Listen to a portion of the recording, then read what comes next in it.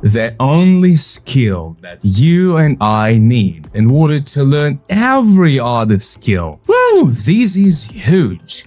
This is like an universal key that you can unlock all the treasury boxes. When someone is less smart, those who suffer are not them, but those who interact with them. We gotta develop this skill of emotional intelligence. The way we build, we grow, we connect with others, it changes, and that's amazing. If you are so strong, why are you afraid of feeling an emotion? Just don't make dumb decisions. You think you're thinking, but you are feeling. And if you confuse what's feeling with thinking, my gosh, your life is a circus. If you want to be tough, learn how to be kind first. Follow your heart, but use your mind. Allow yourself to be human, not making impulsive decisions. You can't moan and lead at the same time. Challenge precedes competence, always, and change precedes results. Wouldn't be smart to be smart? I'm sure the answer is yes.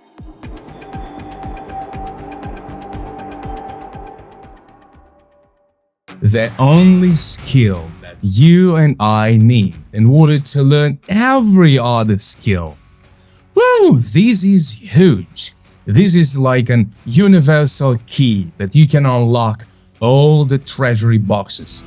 And this key is one of the greatest things that have made a huge change in my life. I can surely tell you that my personal experience of my life is split into before I learned this skill and still working on, of course, and it's before and after. Really, my personal experience, I'm not talking about the experience that we have, a relationship that we have with others, or with God, or spiritually, or in love, or in friendship, or in partnership, in work.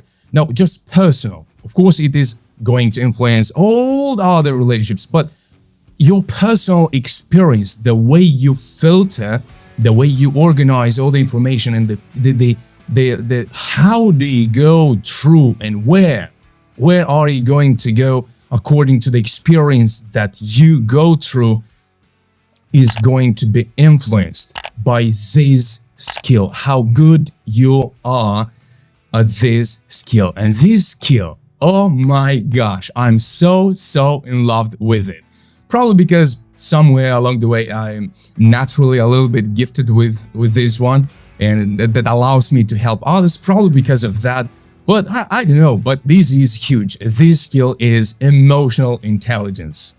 And you'd say, what can I do with emotional intelligence? Everybody speaks about it, I heard about it, maybe read about it, but how exactly is this process? What to do, and what's the difference if you do develop and work on this skill or not? What's the difference? Because you might say, you know what, I might go also through life or through work and I can achieve great things without this skill. I really doubt that. And you'll see why during this video. So how is this video going to be structured? First, we're going to look at what emotional intelligence is. Then we're going to go into both extremes. When some of us are very emotional, and on the other extreme, those who really ignore the very stoics. They're just only logic.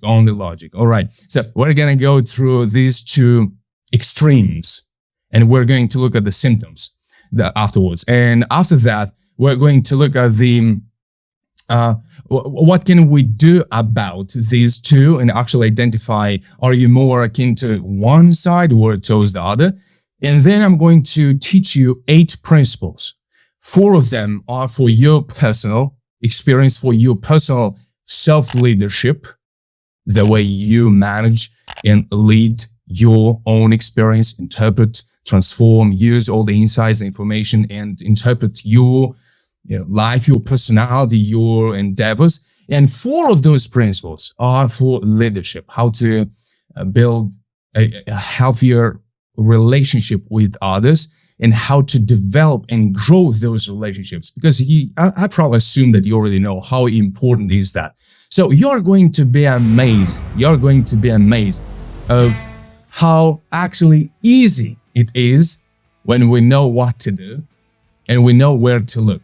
So this is the mission of today's masterclass, that I provide a blueprint that you can start with. And of course, absolutely one thing before we start.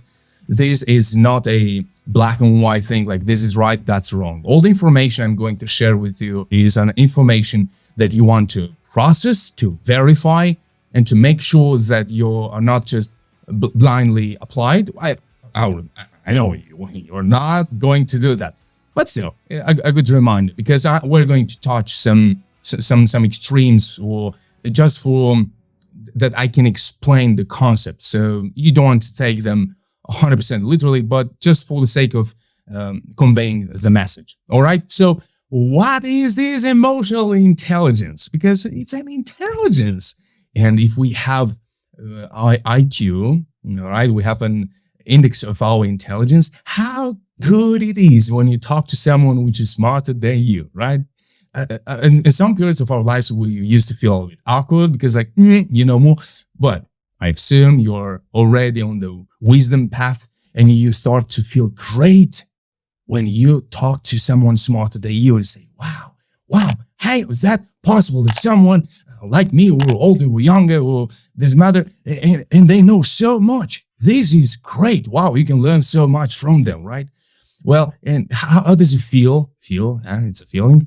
How does it feel when you talk to someone which is really, how to put it,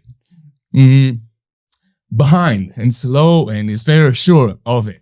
You get a little bit of like, oh my gosh, are you gonna start getting smarter soon or not? Can you please let me know when is that process going to start, so then I can come back?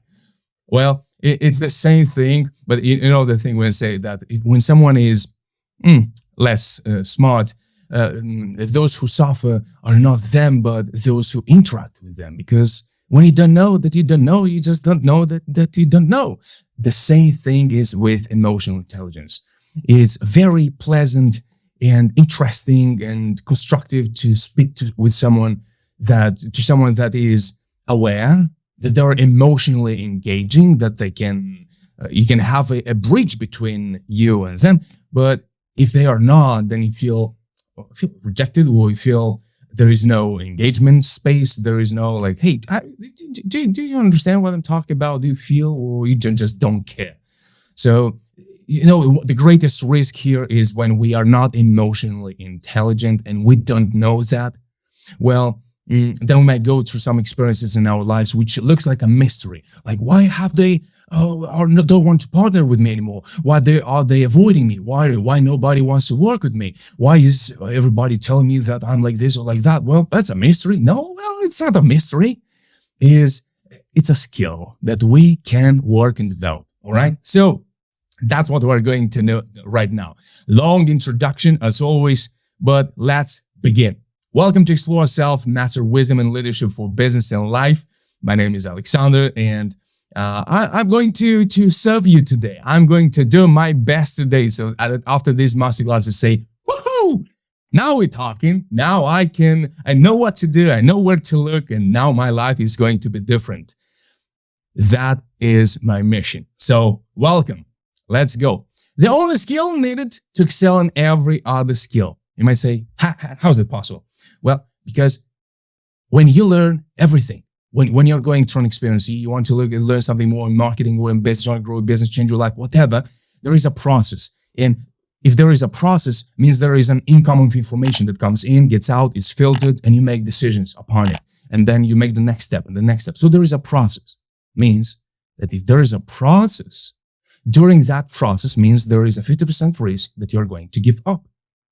And if your feelings, your emotions are blinding you, or it seems to you that you are going to make a rational decision, but actually you are very influenced by an emotion that you're not aware of, it's like having a virus in the house. It's like having a thief in the house and you don't even know about it. So that's the risk of not having a good level of emotional intelligence. So that's why every skill, everything that you work on, there is a process. And along the way, emotional intelligence helps you to split and to make the difference between where is there an emotion, am I blinded, am I biased or not, so that you can progress and succeed. That's why emotional intelligence is the greatest skill. Truly, from the bottom of my heart, I do really believe and think and sure and know this is one of the greatest skill, because I'm an emotional man. I get emotionally easily. I can cry. I watch a movie, I cry. Like I'm not even ashamed of that. Say what? Because that's how I process that emotion. I really let it to go through me. But hey, that's me. But the risk is that when you learn something and you stumble, emotions comes in and then boom, you stop. And I've been through so many experiences where I gave up too early and I started to believe in something that wasn't true. And that's not good. Don't you agree? Wouldn't it be smart to be intelligent emotionally, us in our rationality as well? So what's emotional intelligence? Is the ability to feel, the capability to interpret, and the skill to express, manage, and direct emotions rather than suppress them, combined with the art. It's an art, means it's something personal, of recognizing, considering, and interpreting emotions in others.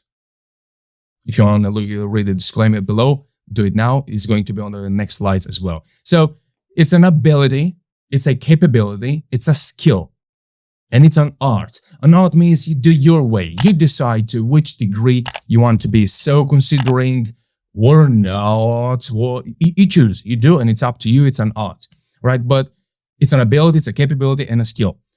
So it's the ability means that you already have it. Everybody has emotional intelligence. If somebody says that, look, no, I don't really have it, and it's just me, I'm just this way, that I get angry easily, or I'm impulsive easily, or I just give up too easily, or I'm too impulsive. Well, you already have emotional intelligence. You already have emotions. Every human has. Well, to a different degree. Somebody works on it or not. Capability. If it's a capability, means that you can develop it. You can develop it. You can become capable of. Being able is something inherent, but being capable means that now you can decide to which degree you want to develop it. And it becomes a skill. If you really want to master it, then it's a skill. You can work on it. And today's principles are going to show you how. And it's an art. It means that you can create, you can manage that atmosphere or that environment. How do people feel around you, your team and your business? Or how do you feel when you are alone with yourself, working on something, and you need some resilience, you need to be disciplined, but then boom, a feeling comes in. How do you use it? How you direct it? It's an art. It's an ability, it's a capability, it's a skill, and it's an art. So simply put, it's something that it's a room that exists within you. You can access it. You can build orders and principles there. And you can direct them, you can work with them. So it's all within you. Now, if you work more, then you can access greatest levels of emotional intelligence so that you can combine the thinking with the feeling. A very, very little book that sparked my interest in emotional intelligence, and it's a book. It's a very small thing, and it's called, let me put it somewhere here. Zoom. Is it going? Here we go. Is managing oneself. Is it managing oneself? It's a it's a brochure. It sparked my interest. And I do really want to, if you are a little bit away from, maybe things about self-growth, self-improvement, self-development, but this one, it's very short, but gives insights, amazing insights. And maybe you want to check it out. So, the way we access that room and bring it together, it's up to us. I can decide how much, you can decide how much of it. All right. So it's an art. Let's move forward. Well, there are two extremes. There are ones who say that emotions are the enemy. I've met many of them. Well, I call them the kings of sense. Does it make sense or doesn't make sense? This doesn't make sense. Well, we'll talk about it, but does everything make sense? I really struggle to find sense in so many things. Sometimes things just don't make sense, but they make sense a little bit later. So if we only focus on sense, but I don't want to convince you. But let's look at this. Maybe you're one of them. The evergreen Socrates. Oh, they're in love with the Stoics, but sometimes have conversations and then I help them to reveal the other space and how it interacts with them, and they're not so Socrates as they think. Yeah, and that's great. That's great news. Great news. That's good. There is hope. There is always hope. And there are the others on the other extreme, the emotions riders. They are the kings of flow. I feel I'm in the flow, and I'm in the flow today. Today I'm not in the flow. All right. If you feel, wait only for when you are in the flow. The road is long. The road is long. The challenges are very long if we wait to be in the flow. There's a great thing to know how to access it, how to get into that flow. It's an amazing thing. But just to wait for it and say like, I'm not in the flow today, so I'm going to do this or that, that's risky. So if you are in a mission, you have a vision, you want to accomplish something in your life, you want to really get things done, you can't just wait always for the flow, right? But again, I'm trying to convince you and I will stop that. So on the other extreme are the evergreen Casanovas. They're like, let's have fun. Let's just like for good in the flow, I feel, not feel. And they say that they always are into that state. But in the end, and again, I'm trying to, to bring them on the other side. Because a very short surprise is going to be very soon about these two extremes. Right, so let's understand a little bit what's the risk of being on one extreme or only on the other. And if you tell me that you are none of them, or you say no, I'm very balanced, I'm gonna give you this look, like this exactly look. Let's not say that we are always like this or we're always like that. Why? Because sometimes we're like this, sometimes we're like that, right? So let's go a little bit deeper into the kings of sense. Well, it doesn't make sense while you're late. They say like, well, it doesn't make sense. While late, you should have been. And they are so pushy. I'm not speaking now about discipline. I'm speaking about when just some things happen and they say, how come? Like, look, my grandpa died yesterday. Yeah, but I was talking to you about the presentation that you should have sent me yesterday. Whoa. I'm just telling you something really dramatic happened. I mean, did you hear it or not? And it's like everything should make sense for them. And they only look for surefire strategies. Like only if it makes sense, then we apply it. If not, then we don't. And they wait until something should always make sense. And at the first moment when they're not in control, or something happens that couldn't be seen or prevented, they get angry and they actually get very emotional because of that. So, or a 10-year plan or nothing. So they really try to bring this propaganda of it should be always reasonable and it should always make sense. All right, it sounds good. It sounds good, especially if if one of us, maybe you're watching and if we are often struggle with our emotions and we really push, but it feels painful and it's hard. Then of course, when we hear about this, when we watch someone being so stoic, then we say, wow, man, that's great. I really wish to be like this. Wow, that's great. But we're going to look into a little bit further. They say only rational decisions. Well, my answer is the decision might be rational, but the reason, motive, never is. So let's think a little bit about this. If you think that being a stoic and only relying on your reason, well, the reason why do you do what you do, there is always an emotion. Because you want to feel in a way or another. Because you care for someone, for the future. You have a hope in the future, or you really believe that you can make a difference in somebody's life. Because I have a question for you. Whatever you do you do something that's not for the people or nature around you? There's always for that. And if you do something for the nature, you need people. And again, you come back to relationships. So you care deeply for something means that you are already involved and you have to deal with emotions. So trying to tell ourselves that, no, I'm really striving to be only reasonable, only logic. We'll share the risks, but this is the question that I want to leave you with, or the statement and or the reflection inside. The decision might be like, let's take a rational decision, but the reason or the motive never is. So all I'm doing right now is trying to tighten up the funnel and to look, how do we build the middle ground for these two? How can we develop this dance between emotions, feelings, and rational thinking? Right? So now we're going to move to the next one. Let's look at some symptoms that those who really are only on this side, they only say only rational and you always have to be logic. They're very often perfectionists. Read the disclaimer, please, in red. Very often they're hyper control because it should make sense. Well, they're pretty selfish. Very often they're just me. It doesn't make sense why I should help you. I'm just going to focus on me. Lunars, they're just by themselves. And there's like, you have to collaborate with someone. They're always going to find some mistakes in others. They're always going to find mistakes and flaws in others. They're the Mr. and Mrs. Right.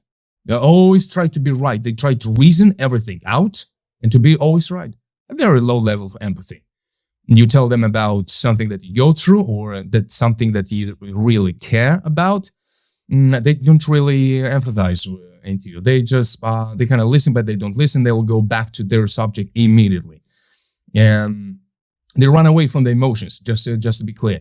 Results over the experience. I have often happens in my life. Entrepreneurs very often go through these phases, and we're entrepreneurs. We're so obsessed with the result that we forget about the experience that we create for ourselves, and also for the experience that we put the whole team to go through, and we forget about it. And also low risks decisions.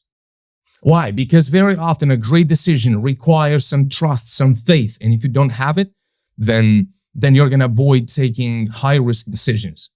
So now I'm asking you, would you like to stay into this extreme?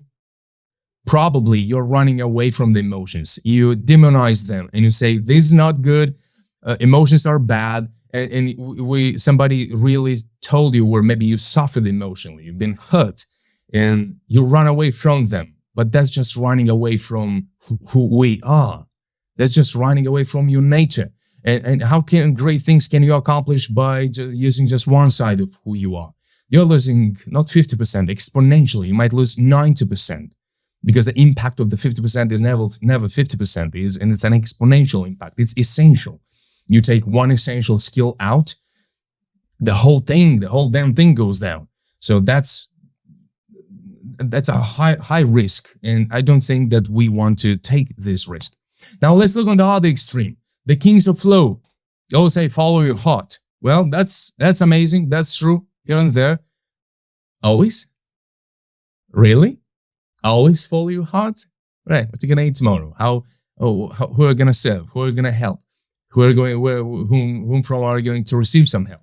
Who are you going to build great things together? Like always your heart? Or today my heart tell me to forgive someone that for the 10th time is not respecting the boundaries, or someone that is invasive and don't respect others. Well, my heart tells me to forgive them, but there should be some tough love too. So always doubt that. What do you think? If you are on this side, I might be trigger some reactions in you, and that's not my aim. I'm on this side very often, so I feel here. I really know that it might be a little bit, but as I said, it'll be painful. But as I said, these are just some terms that I try to use to bring this picture, but then we're gonna combine them together.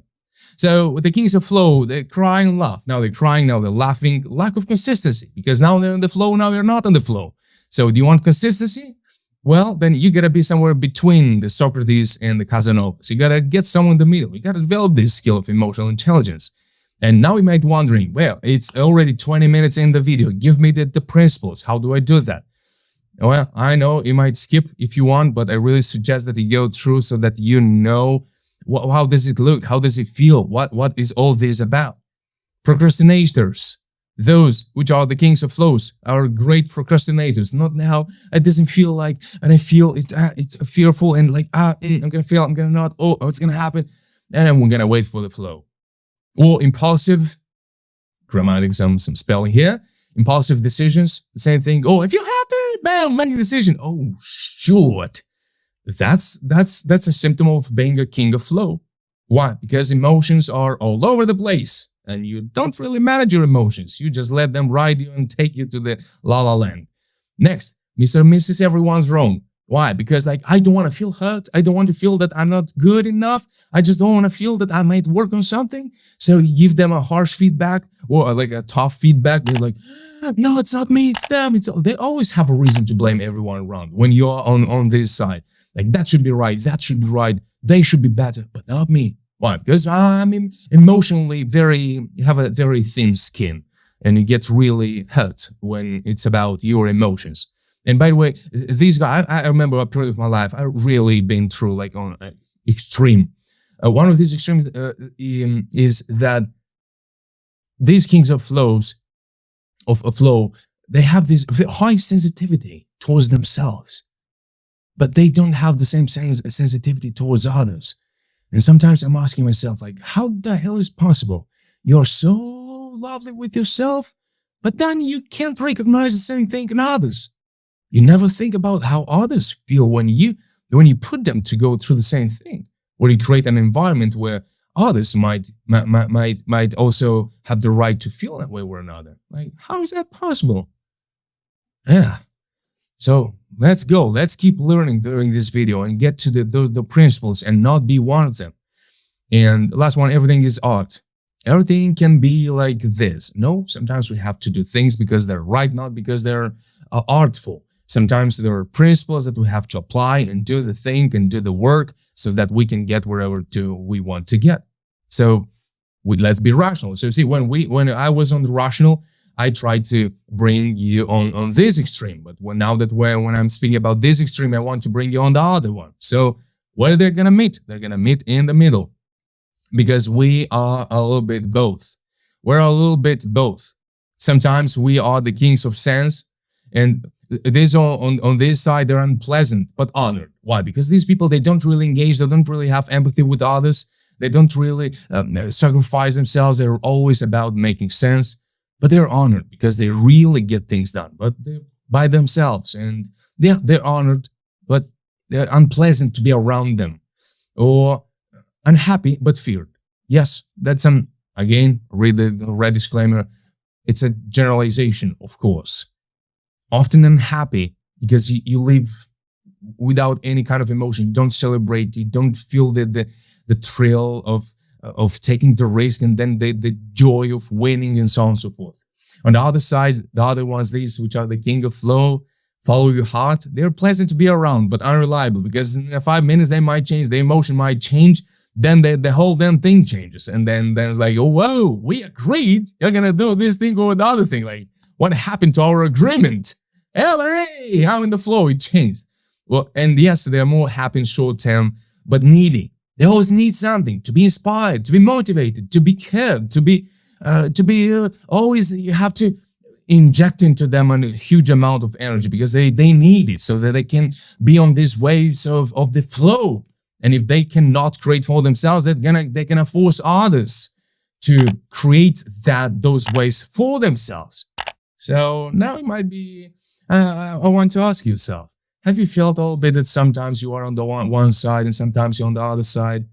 So I have a question for you. Would you like to learn a little bit how to, maybe if you are on the evergreen Socrates, maybe you want to access your emotions a little bit. Maybe you want to feel a little bit, some passion, some joy, some a little bit, maybe sadness sometimes, also like to experience it. Because again, when we are sad about something, we might go a bit low, but then we can access another part of our creativity, of our human experience, and that's amazing. So through that little pain, sometimes great things come out. Or maybe you are on the other side. Maybe you are the king of flow. You're always following your heart, but then it's like, man, past 3 years and I haven't achieved what I want to achieve. And I really want to be a bit more disciplined. I really want to be more reliable. I want to be a little bit more reasonable about what I do. How do I engage with others rather than being impulsive, reacting to everything? So would you like to get in the middle? Would you like to have both of them, to manage them when you need a little bit of this, a little bit of that? When the situation requires to be a little bit more like this, when the situation requires to be a little bit more like that. So if your answer is yes, then you really don't want to miss the next part, which we're going to do right now. All right. So a good head and a good heart are always a formidable combination. Why I'm taking this picture and showing it with you? It's been more than 9 years or 10 years, probably more than 10 years, that I always have this photo, this picture printed out on my wall right there. And it's always with me. And I always want to remind myself that a good head and a good heart are always a formidable combination. When you can be all tough and you can be kind at the same time, your life changes. You can access millions of dimensions of who you are, and you can engage with the whole world, and the whole experience of your life will change. And that is just amazing. I really want that for you, to have this balance and to have this ability, capability, the skill after I share with you the principles, so that you can work on them and change your life. Because there is no greater thing when we start to combine these two, which are not really compatible. But if we can do it, if we can bring the fire and the water together, water and the sun, if we can bring them together, our experience in life, our success, our relationships, the way we build, we grow, we connect with others, it changes. And that's amazing. You as a leader, you need that. You need to know how to spot, to recognize these dynamics in other people, to scan the emotional dynamic when you are in a team, or when you are in a room, and know how are the things going on, and to know how to engage and where's the right moment to jump in, and when you have to step back a little bit, when to listen and when to raise your voice. I mean, not yelling, but just to speak up and stand for yourself. So all these things are emotional dynamics. They're not always reasonable.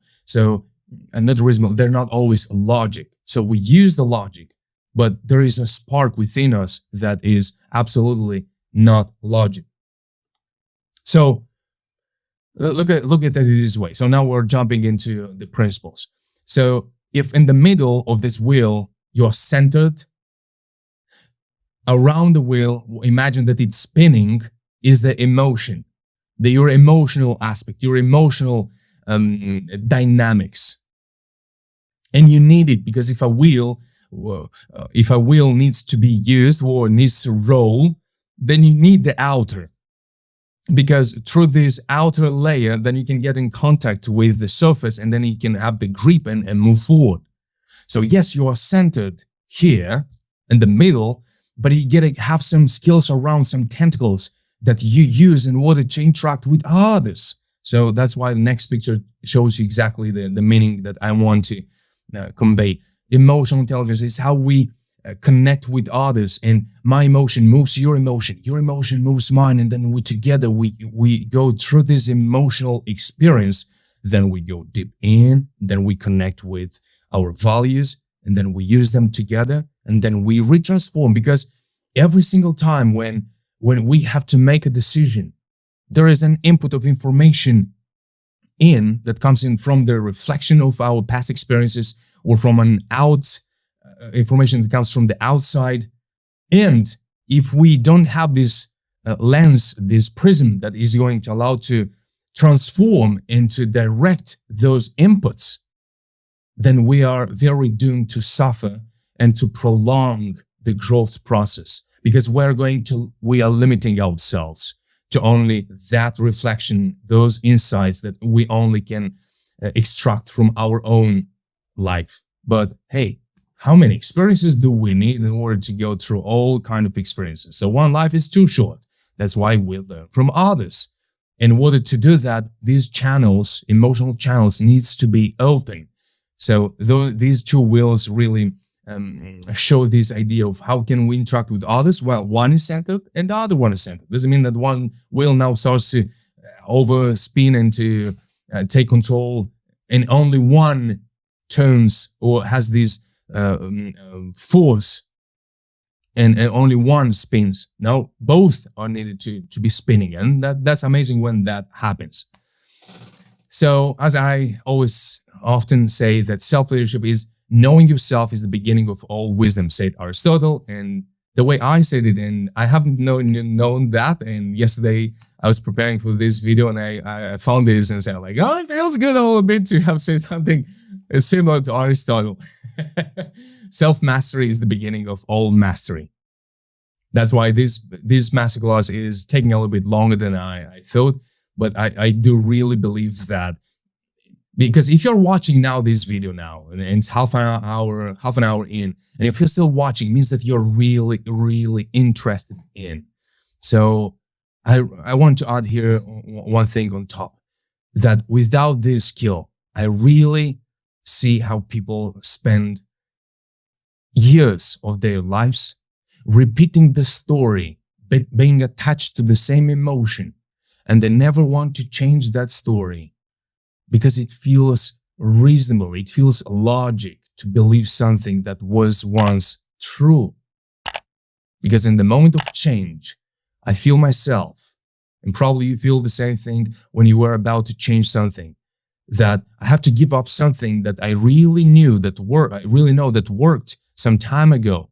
Why should I give up on it and start believing something that it's not tested, wasn't tested yet?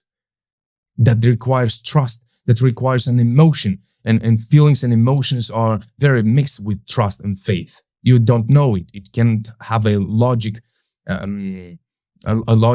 approach to trust and faith. But the greatest things in life, in our lives, happens when we have trust and faith, we take the risk and we move forward.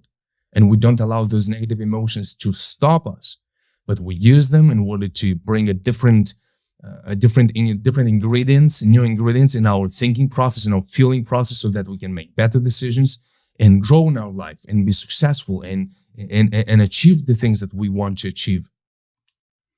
So these are the 8 tools. Finally, we've got to them. 4 of them are for yourself and 4 are for leading others. So you can look at these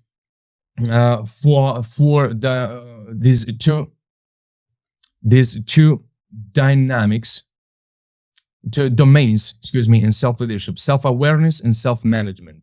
You gotta observe, watch yourself, and at the same time to manage yourself. So these are 2 domains for self-leadership. What self-leadership is to see, to observe, to watch, and then to manage, right? And if you bring together, that's leading, because you're not just managing, but you observe, you inject new things, boom, that's leading. Leading is using the wisdom of the past, but having a destination and managing in the process, but adjusting along the way, improving along the way, not just being a machine following forward without any switches and changes in your life. That's not wise. In social leadership, in the outer layer of leadership, is social awareness, to scan the room, to observe, to feel others, to observe what's going on. And relationship management, how to manage, because you're not always in the leading the relationship, so you have to manage your part in a relationship that you have with others, team, colleagues, partners. Woo, there we go. These are the other 2 domains. So in the self-leadership, the principle number 1, follow your heart, but use your mind. If one was enough, we would have had only one.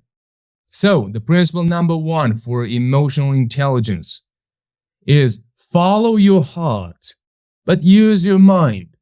So make time for yourself to feel, what is my heart telling me? Where do I feel that I would be more useful? Where my passion relies? But then use your mind and see that maybe what you're passionate about, you're never gonna get good at it. And if you can't get good at it, then you can't really serve others. And if you can't serve others, then how are you gonna grow your business? So it's true, you gotta put your passion in, but then you gotta be reasonable about it. Because if you want to be a dancer and you're in your 40s and you never dance, you never know it, like, yeah, my dream, my passion, but I know people that are in their 50s and they never gave up on that crazy. Not absolutely nonsense. And it's not even a dream anymore.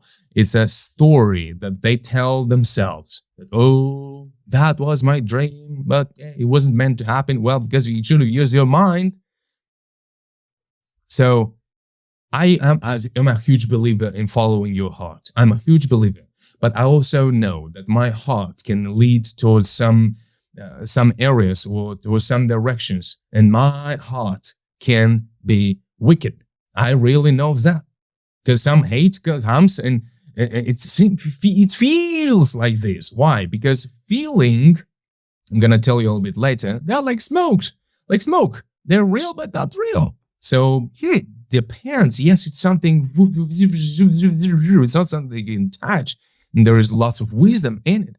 But you got to use the mind as well. So principle number one, it's very simple. Follow your heart. So pick that crazy direction. You don't believe that vision yet, no problem. But then use your mind. Hey, what goals I'm going to make? What steps I'm going to take? What actions are required in order to get there?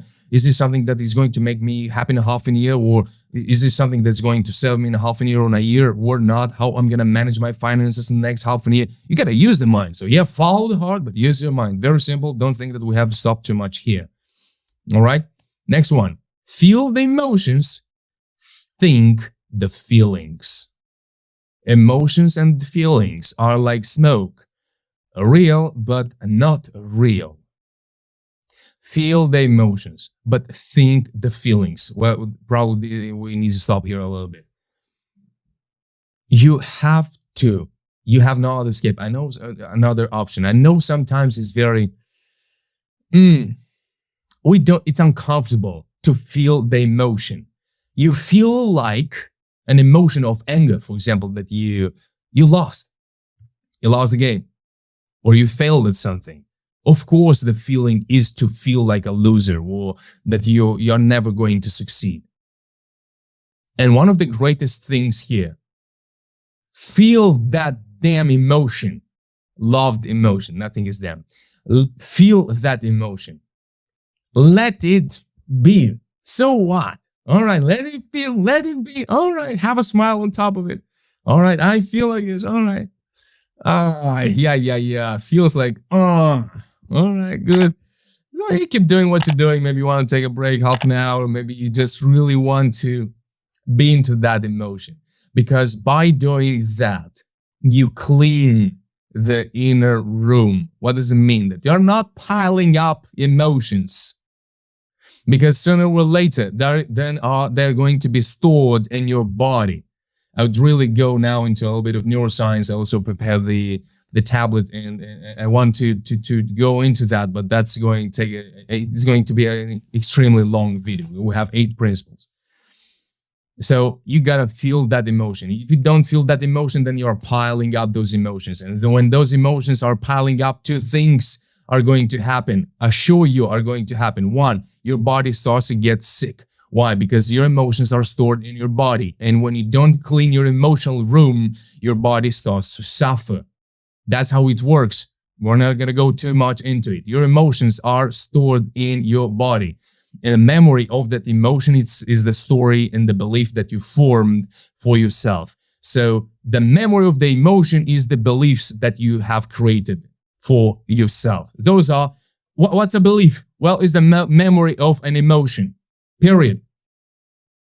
You felt betrayed by someone, and you always have this feeling now, the belief now that everyone like them, that looks like them, or similar to them, or have similar personality traits like them, are going to betray you sooner or later. You have the belief that if you learn a little bit of marketing, you're gonna fail anyway. Why? Because you felt like a dummy, because you failed once. Now you have the belief that I'm not good at marketing. Why? Because I felt like it. I'm not gonna good in sales and I'm never gonna succeed. Why? Because I failed, and so on and so forth. So the belief, it's what you remember of the emotion. If you want to change your beliefs, you gotta access, well, means that some memories of your emotions are so deeply written in your mind, and your emotions were stored in your body, never taken out, never cleared the room, and you feel in your body, you feel frozen, or you feel anger, or you feel tightened, or you feel nervous, or you feel scared, or anxiety. All these things, where do you feel them? In your ears? In your nose? Where? In your hair? Yes, your hair, because your skin, because of your body. So you feel them in your whole body, your stomach tightens, moments when you have to do something scary and your stomach tightens up and like, oh my gosh, and anxiety is through the roof. Where do you feel them? In your body. Well, how come? Because the emotions are stored in your body. So if you don't process the emotions, they're going to be stored in your body. And then you have this body that is going to take control of the future situations when you have to make life important decisions. So if you want to change your life, you have to learn to make better decisions. But how the hell are you going to do that if you never put your body through sweating, to running, to working, and cleaning these nervous mechanisms that were once created?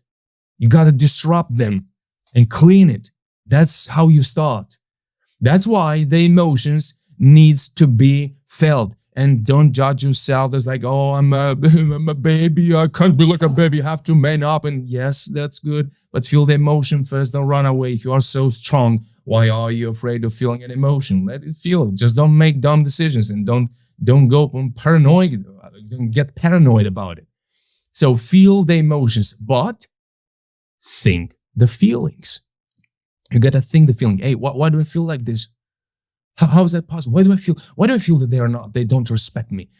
Why? Because I assure you, 90% of the time, when you feel somehow that you are not respected, or you feel betrayed, or you feel that somebody is going to do something, it's a paranoia, and it's something that you've been through before, and you formed that emotion, you believed it, you formed the belief, and now you have the feeling. What's the feeling? Is the tool of your inner beliefs. You have an inner belief that every single time you're going to be on stage trying to sell something or to communicate something, you're going to fail, and you feel like a loser. You feel like you're going to fail.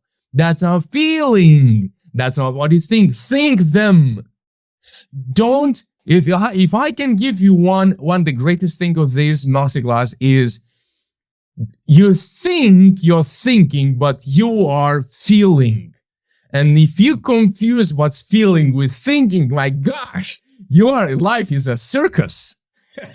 It's a circus. You're going to be surprised every single day and say, oh, what's happening to me? Like, oh my gosh, why are others so good? Why I'm not so good? When I'm going to succeed? Why not? Why not so soon? Why not so early? Oh my gosh, I'm not good. And then I'm the best. And I'm not good. And then I'm the best. Oh, it's a circus. Because you think, but you're not thinking, you're feeling. So you've got to learn what's a feeling and what's a thought. And you want to think the feelings, but you can become capable of that only if you first allow emotions to be felt.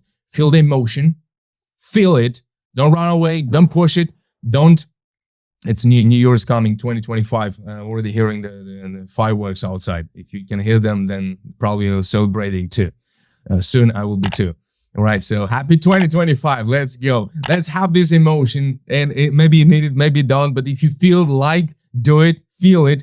But then if you feel that you haven't worked tonight like me, and there's like, oh, I'm not working enough, and I feel like I'm lazy, think it. Think it through. Don't jump on it. So the principle number 2, feel the emotions. Don't run away. Don't suppress. You're going to pile up. You get sick. That's one. The second thing that starts when you start piling up the emotions, you snap. You do crazy things on the people or on yourself that you don't deserve or others don't. And you just explode. One day somebody says just one word. It's like, oh, I don't think you're a great communicator. You get crazy. Why? Because you've been piling emotions. You never allowed yourself to feel them. You pile them, then you make dumb decisions, and your life is a circus rather than a human, beautiful experience of growth, of self-leadership and leading others and having an impact in this world. Principle number 3, be tough, be kind. Always at the same time. The tougher you want to be, the kinder you have to be. If you want to be tough, learn how to be kind first. If you want to learn to be kind, be tough. Because probably you are too nice and you're playing in the being nice and you can't become kind because you're just running from one extreme to another. Or you're too nice or you are extremely aggressive. So you want to be tough. You don't want to be aggressive. You want to be firm. You want to be clear. You want to be decisive. And then change the decision if you need to. But once made, needs to be followed through. They go through together. Be kind to yourself and be tough with yourself. When you want to tell to yourself like, hey, I gotta work a little bit more because I'm not working enough. All right, no problem. Be tough on yourself, no problem. Like, hey, 8 hours of sleep is too much. Let's bring it down to 40. No problem. Do it. But be kind. Don't do it out of anger, out of hate that you're not good enough or you'll never achieve whatever you want to achieve. Kind and tough together. If you can combine these two, you're far away in the game, far away in the game. You can always have the possibility to be a little bit aggressive on yourself. Go in the gym, be aggressive on yourself. You really need to feel a bit of that. But then you will see that ain't gonna take you too far. Or it will take you too far, but your life, it's miserable. You achieve things, but you're always so tough on yourself. You're aggressive on yourself.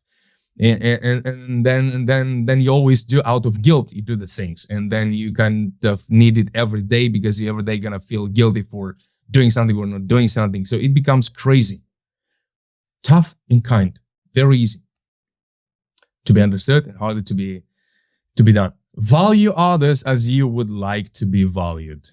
Value yourself as you value others. You just need this sentence out of this emotional intelligence. Value others as you would like to be valued. Period. There should have been a period there. Very often, I know people that they undervalue others, but when others do the same thing to them, it's like, yes, if you really want to get better at your emotional intelligence, and to bring this emotionality in, you don't follow just the reason. It's not reasonable because for the reason, if you want to achieve more, you gotta work more and you have to push others even harder and harder. Well, it doesn't work this way. Value them as you'd like to be valued. And if the answer is not there, then you make a decision. It's up to you to make a decision and to run away or to close that relationship or to start to manage that relationship if needed. And value yourself as you value others. It has two ends to this, idea. Value yourself as you value others. Look at yourself the way you treat others and start treating yourself like this and see how does it feel. Is it good? Do you like it? Would you like? Why? And you're gonna get so many answers. You're going to get so many answers. Because maybe sometimes you're too nice to yourself. Too nice. I have to allow myself this, I have to allow myself that, and oh my gosh. Okay, treat others. And would like treat your workers in your team like this? No, guys, go welcome today. Now rest, take it easy, don't worry. There's no deadline there. Like, that doesn't feel right with me. All right. Then same thing.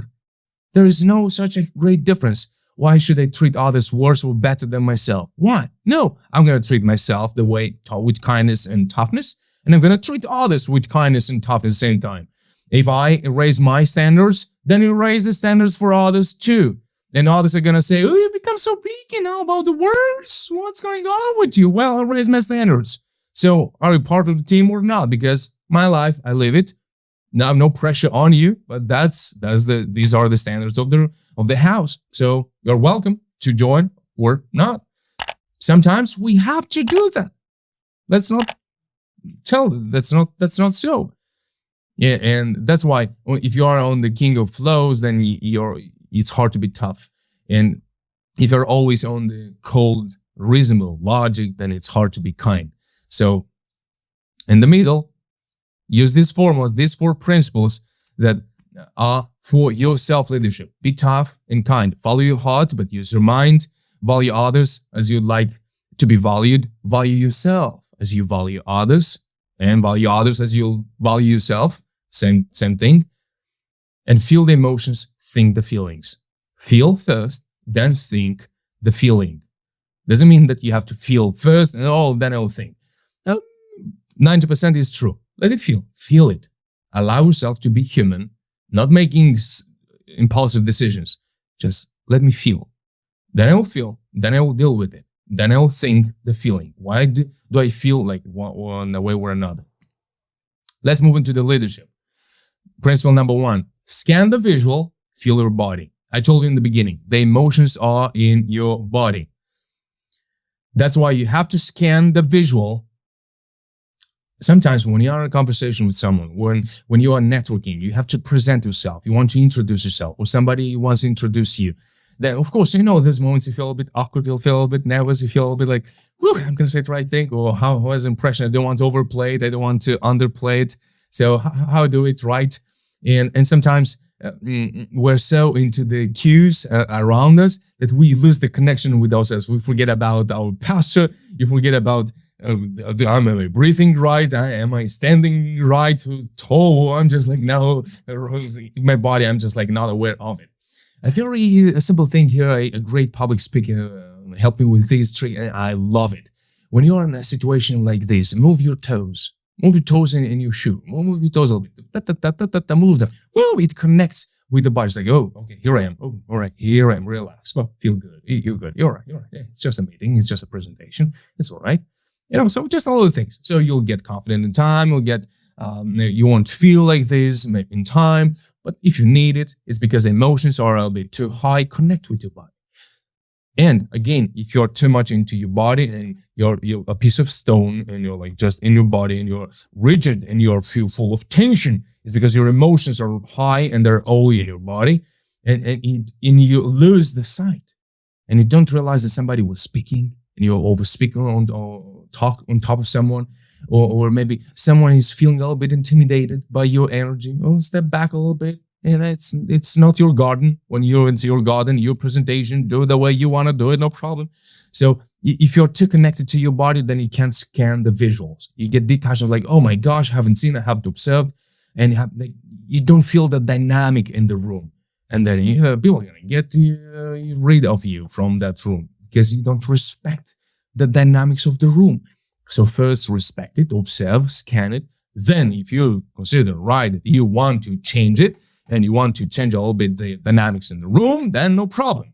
Absolutely. Take the lead according to the principles of emotional intelligence, but not just being, sometimes individuals are like this.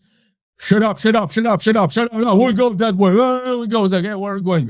Wait a second. What do you say? Where do we have to go? Oh, okay. You haven't asked first. You were yelling all over the place. It's like, oh, we're going to win. Well, who is going to play? What's the game we're playing? So yeah, because they're not scanning the room. They're just connected to themselves. They've got a crazy idea and they're like a boom, boom, boom. Like, whoa. Okay, but go by yourself.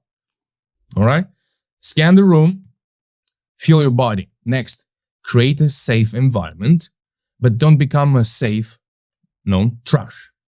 A bin trash. Don't become a bin trash. What does it mean? Create a safe environment where people feel safe to open, feel safe to share, but find your limit. It's an art. You remember at the beginning it was said it's an art. Well, now the art jumps in. How can you create a safe environment, but not to start to let everything in and say, you can put here everything, no problem. I will hold everything myself.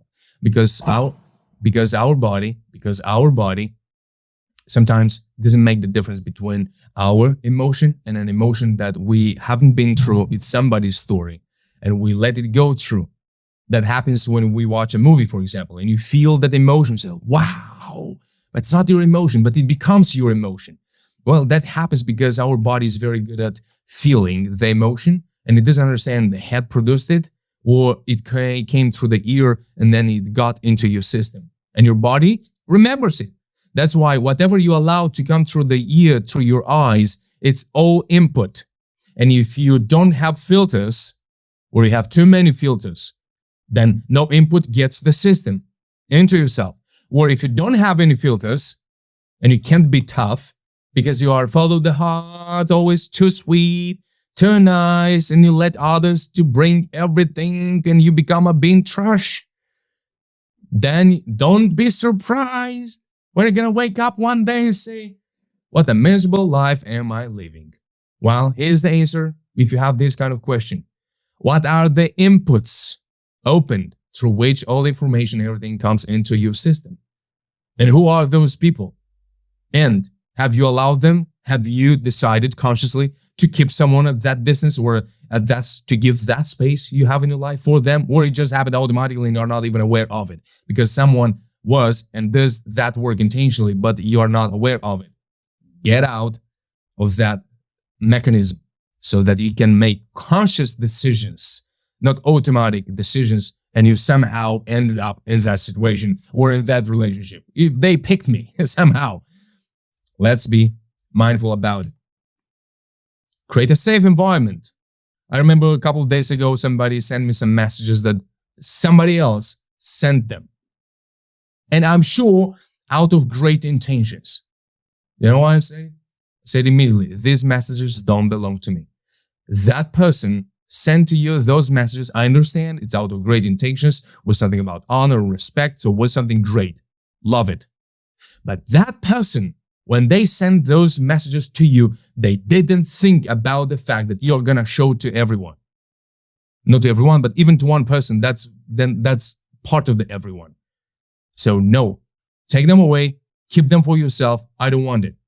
If somebody decides to do that, I'll gracefully receive it. But don't do this. Not to me, not anymore. These are not my messages. Those words were not meant to reach my ears, at least from the person that generated them. They were meant for you. Enjoy. It's your bowl, your soup. Bon appetito. All right. The next one. Principle number 3, lead and lift. You can't moan and lead at the same time. Oh, this is a good one. Lead and lift. Ask yourself, am I lifting? Or am I just adding more weight on everything? It feels right and it feels logic. You have to do this better. You have to do this better. You haven't done this good. You have to do this better. Have to do this better is still better than saying, this wasn't good, that wasn't good, that wasn't good, that wasn't good. And then you ask them, hey, why are you so bring this energy? Yeah, but it wasn't good. It wasn't good. So I have to tell them. It's like, yeah, you have to at the right moment. Because you might have great intentions. And I know that you might have great intentions, but if you don't learn this emotional skill of always being uplifting, if you want to be a great leader, I mean, if you don't want to lead, then just don't lead. But if you want to become a great leader, then you have to lead. And if you have to lead, then you have to lift and be tough at the same time. But you got to have always an lifting, raising the standards and inspiring others to reach that standard. Because you can't wait for the perfect people to come in. You lead those people to new heights, to new standards. The last one, a personal formula for myself. Learn, engage, apply, and then there. Learn, engage, apply, and there. Learn. First learn. A little bit of more emotional intelligence, a little bit more of that, a little bit more of this. What do I need to learn more? More in sales, more team management, more in organizational culture, more into emotional management, anger. Learn. Learn about the person in front of you. Hey, tell me more about you. Engage then. But first learn. How do we learn? Bring questions. Do you want to connect with others? Do you want people to feel not only good around you, but if you want people to feel good around you and you want to lead them, you want to do great things in your organization, in your team, in your life, then you gotta connect with people. You can't do everything by yourself. And if you just pay people, you pay them, they're gonna be there until you pay them. But if they don't pay, then they're not there. Then you have to train another one. It's not convenient from all aspects: spiritually, economically, emotionally, rationally, physically. It's just absolute. It's all a lose from all the aspects, from all the perspectives. So learn about the environment, the team, the culture, about the person in front of you.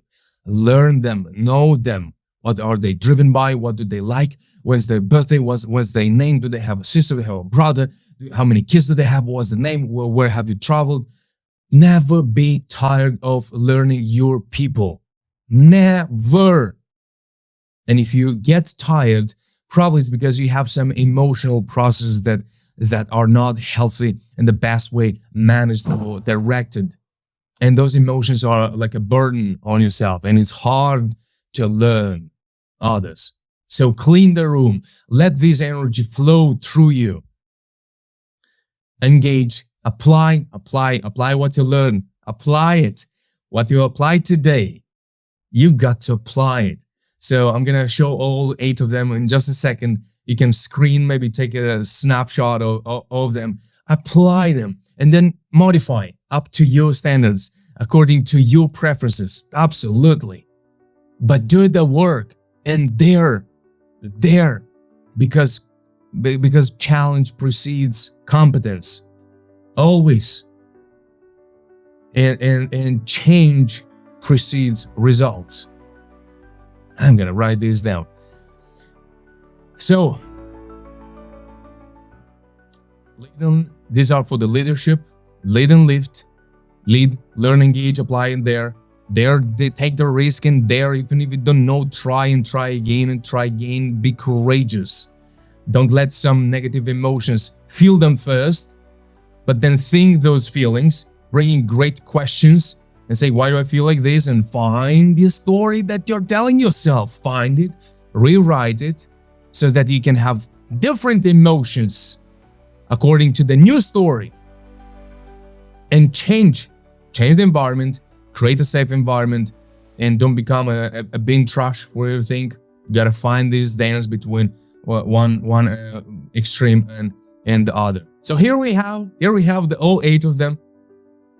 Maybe you want to say hi and snap them now. Here we go. Hello. Follow your heart, use your mind, be tough and kind, feel the emotions, think the feelings, value others as you'd like to be valued, treat yourself as you treat others, as you value others. Scan the visual, feel the body, know about the body, do sport every single day, physical activity that will help in the next 3-6 months to clean the body of stored emotions. Remember, your emotions are stored in your body. So if you want to get better at managing your emotions and be more courageous and dare and taking risks and be bold and changing your life, you've got to maintain that room clean, the temple. And the greatest book it's written, that's your temple. Treat it as a temple. Not worshiping the temple as worshiping the body. Oh, my body. No, be rough on it. I mean, destroy it. Go in the gym, destroy it. Go run. Don't you worry. It's going to regenerate even better. All right? But clean it and take care of it. When we care, we're not always nice. When we care, we're kind and tough. Sometimes nice, no problem. Sometimes something nice for ourselves, for others, for our body, no problem about it. All right, here we go. There are 8 principles. The last things is that you can see that some of them are more on the soft side, some of them are more on the stoic side, some of them are the Casanova's habits, some of them are the Socrates habits. And the good news is that we have all of them within ourselves.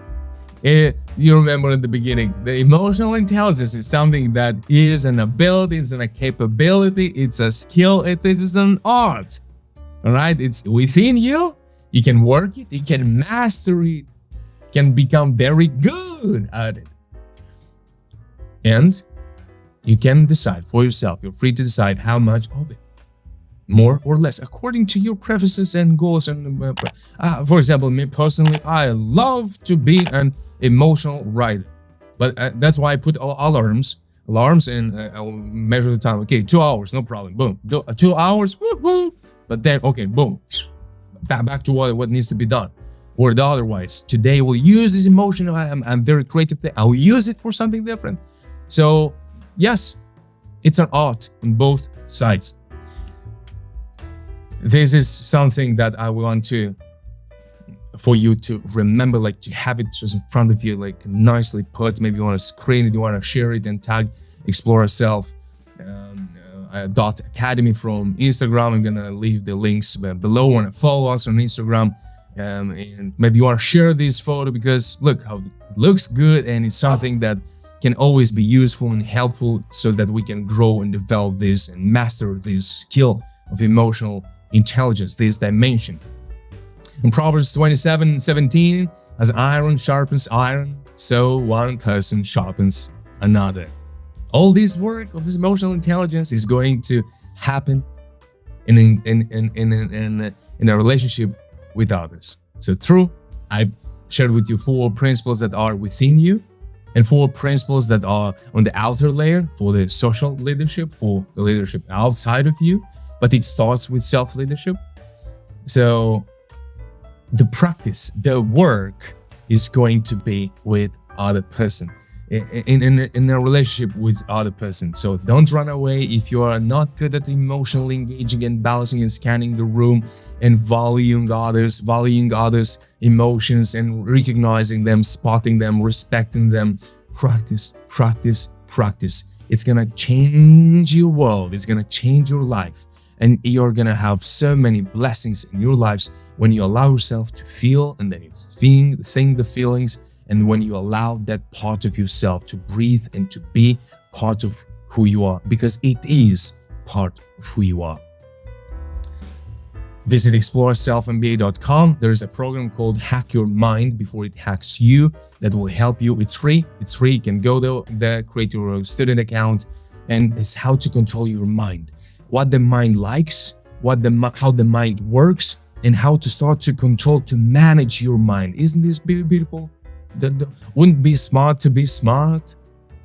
I'm sure the answer is yes. So and I assume the answer is yes, then what can stop you from that masterclass that is going to help you with your thoughts, so that you might be sure next time if is there something about the feelings or about the thinking, so that you can manage your feeling and your emotions, and then you can be sure that when you're thinking, you're actually thinking, and you're not dancing between an emotion and another, being fooled or tricked by an emotion and thinking that you're thinking, but actually you're processing a feeling, and you make the decision, and then another decision, and then another decision.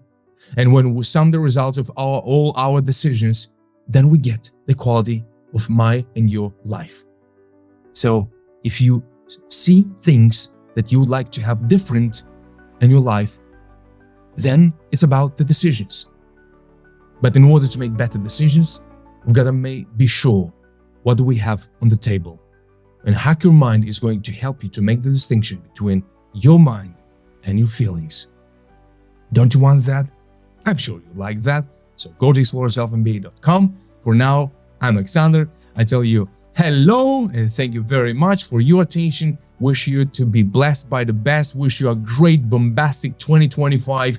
Lead your life with power, with courage, with boldness. Lead others with being humble, with love and valuing others as you value yourself. And if you want to raise the standard and raise the level and increase the quality, then do it. Now is the perfect moment. Thank you. See you in the next video. Subscribe to this channel and share it with someone that you really care about and you really want for someone to improve their relationship with their emotions, with their thinking. They're ambitious, they're working hard, and they're really struggling to understand maybe something's wrong with me. No, it's not. You're a human. You can be emotional. You can be serious. During this video, I haven't been so much serious. I allow myself to be a little bit more emotional And that's alright, and that's okay. In some videos, I'm more grudging, more serious, I'm more reasonable, I'm asking and calling you for something different. And that's okay, that's okay. Years ago, I would feel so awkward and so, oh no, me, what people are gonna say? I'm gonna do that, never. Are you kidding? No. But then the horizons disappear and my personal universe just enlarged and expanded. And that's what I wish for you. Wish you all the best, take care, and be emotionally intelligent. Isn't it smart to be smart? All right, I'm out of here. Bye-bye.